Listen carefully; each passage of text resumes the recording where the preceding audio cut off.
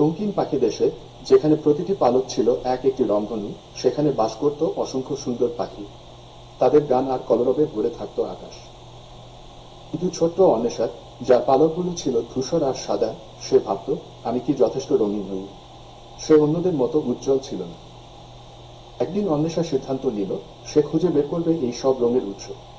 সে উড়াল দিল এক অজানা যাত্রার দিকে, যেখানে কেউ কখনো যায়নি। সে উড়ে গেল ঝিকিমিকি নদীর উপর দিয়ে, যার জল ছিল নীলের হাজারো শেডে ভরা।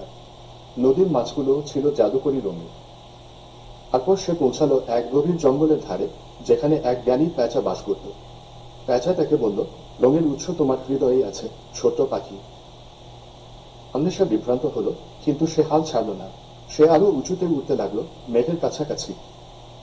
অবশেষে সে এক পাহাড়ের চূড়ায় পৌঁছালো, যেখানে একটি অপূর্ব ফুল ঝলমল করছিল। ফুলটি থেকে যেন সব রং বিচ্ছুরিত হচ্ছিল। অন্বেষা সাবধানে ফুলটিকে ছুঁল, আর তখনই এক জাদুকরী আলো তাকে ঘিরে ধরল। তার ধূসর পালকগুলো একে একে রঙিন হতে শুরু করল। সে মুগ্ধ হয়ে দেখল তার নতুন রূপ।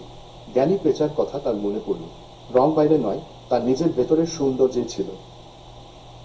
অন্বেষা তার রঙিন পাখি দেশে ফিরে গেল। সে এখন আর শুধু ধূসর পাখি নয়, সে এক উজ্জ্বল রংধনু। তার গল্প অন্যদেরও অনুপ্রাণিত করল, যে সবার ভেতরের সৌন্দর্যই আসল।